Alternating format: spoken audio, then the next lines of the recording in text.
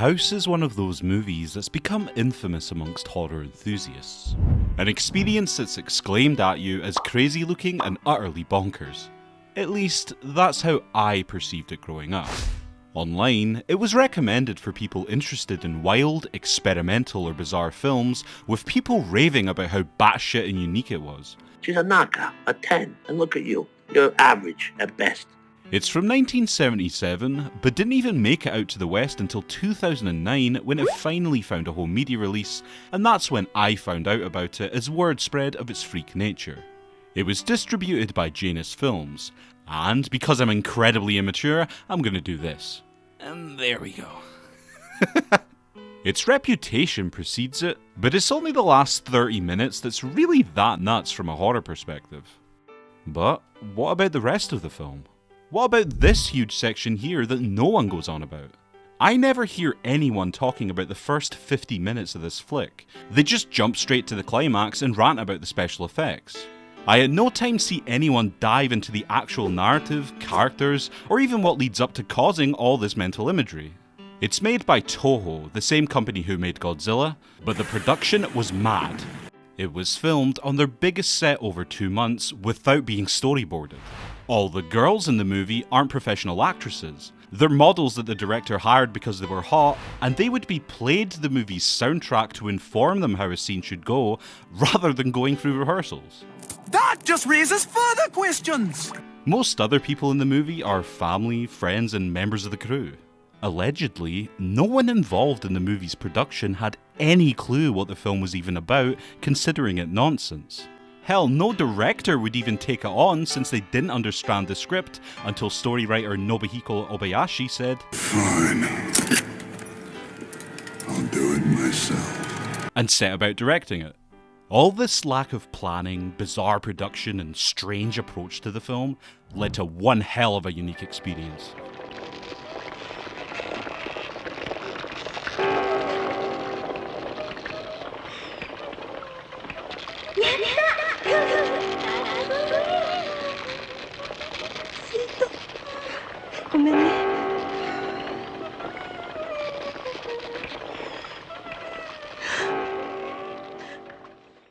The film follows 7 schoolgirls who have holiday plans ruined, so they decide to summer at one of their aunt's house.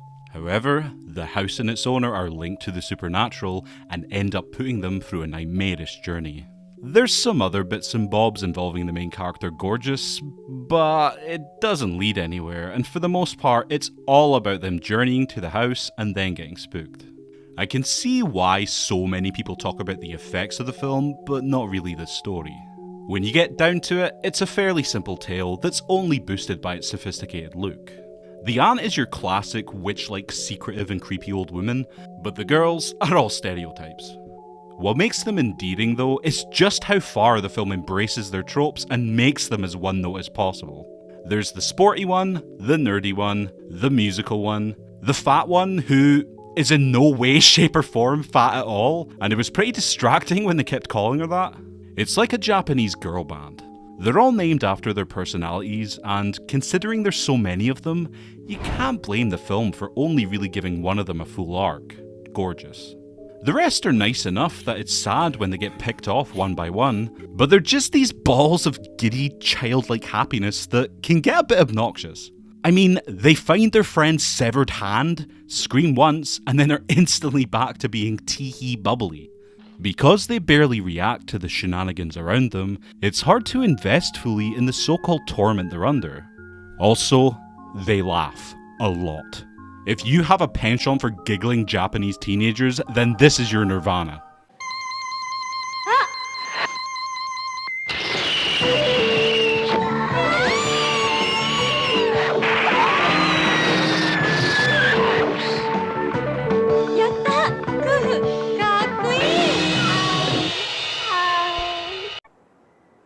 What the hell was that? Every minute of House, there's some inventive cinematography or stylized camera work. In the first few minutes of the film, it uses monochrome, picture-in-picture, rotating the frame, fading the edges, partial freeze framing. It's such an offbeat looking film. Look at the way they do this transition.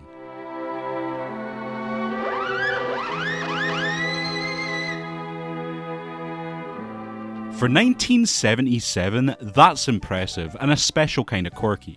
That's what makes this movie so memorable. It has a very strong visual identity and looks great for 77. The colours really pop, and it has terrific use of backdrop paintings and surreal sets to invoke this wonderful, dreamlike ambience. And that's the best way to describe this movie. Dreamlike. In the same way dreams are nonsensical with sudden shifts into different settings, times, tones and visuals, so does House. It does get in the way sometimes.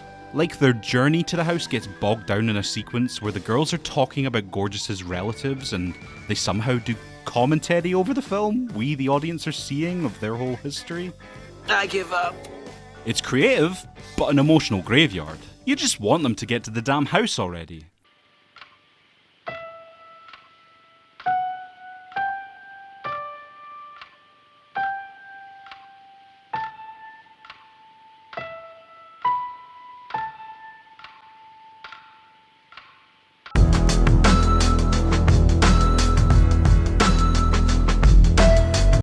The film's style might be expressive, but its tone is what really drags it down. For a horror movie, this is some of the most schmaltzy, kiddie show atmosphere you'll find outside a booba.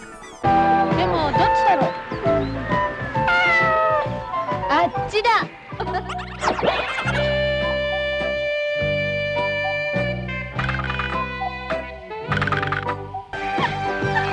ってよマリア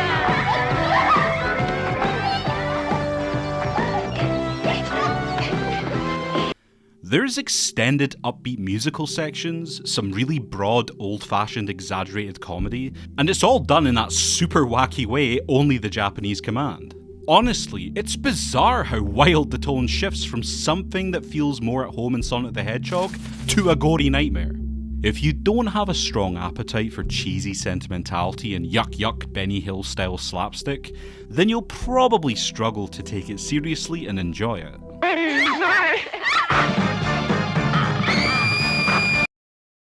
Did I mention this film is Japanese?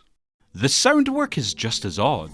This film really loves its cartoony sound effects, and it assaults your ears nearly every minute with an absurd racket of noise.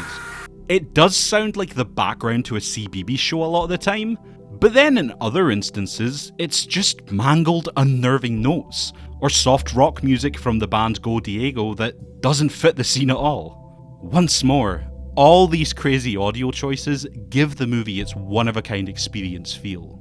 In the first 15 minutes, it barely resembles a horror.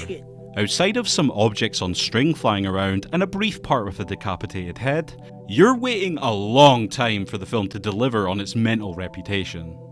But when it does come, oh man, it's non-stop fun till the credits. There's a really good creepy scene involving a mirror, then a dull but well shot sequence involving mattresses.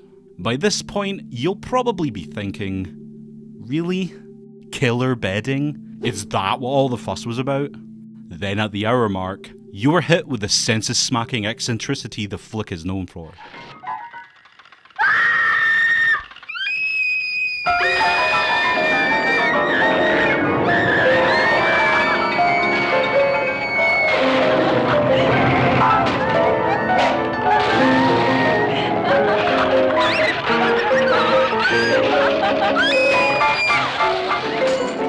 Oh, Japan! Okay, now let's talk about those effects. This movie wings every single special effect trick it can at you, but its ambitions overreach the capabilities of the time. It looks incredibly dated, but it's genuinely impressive seeing the amount of different tricks they pull off in 1977. Backdrop paintings, a ton of blue screen, hand-drawn animation, cutouts, stop motion, bits that remind me of Tetsuo the Iron Man, bits that remind me of Yellow Submarine. Every screen transition you can imagine. Whatever the fuck you call this. There's so much of it. But how can you not enjoy it? It's so much fun. At times it feels superfluous. Like there's really no reason why it wipes circles and shutters through a scene of them talking. But it's also the reason you'll keep watching. You never know what'll come next. It did baffle me though. I really wonder what the mindset was when cobbling it together. I had so many questions. Why does this scene flip between two similar camera angles non-stop? Why does Gorgeous's new mum's scarf always blow in the wind in close-up? Why does every second scene fade over one another? Why do I keep coming across films with horrific frame skipping effects? I'd usually call out the editing because it's so rough, but strangely, because the whole film is visually chaotic, I didn't mind all the errors and jumping it does.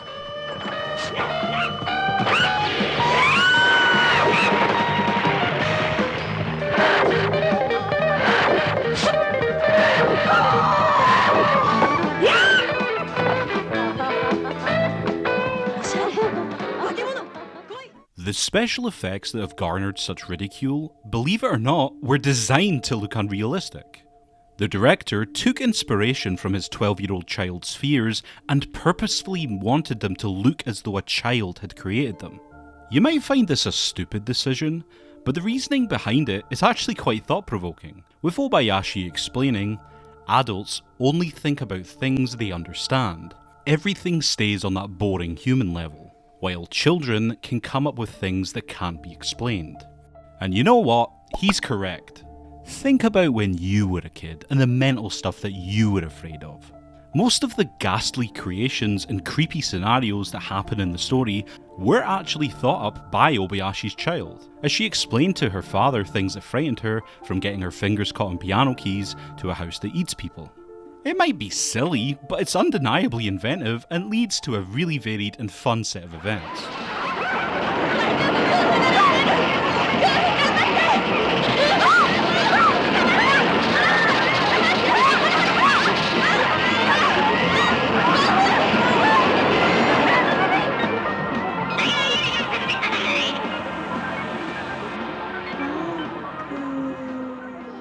House is a special movie, but unless you can embrace its goofy, unconventional style, you'll have to wade through a lot of boring bullshit and poor comedy to get to the goods. If nothing else, it's definitely an unforgettable adventure. You're never going to forget these visuals and how mad it becomes out of your head. But looking at it as a film, it's tonally inconsistent and its characters and story are underdeveloped. It's worth seeking out for those who enjoy specialist one-of-a-kind movies, but if you can't accept silliness and dated effects in your motion picture experiences, then it might not be for you. どうしたの？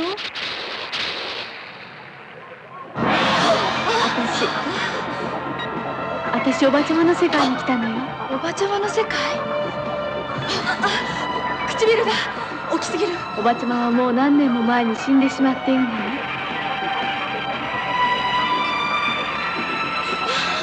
何年も前に？そうよ。なら今日私たちが会ったおばさまは一体誰なんですか？ Hell, no director would even take it on since they didn't understand the script until storywriter Nobuhiko Habayashi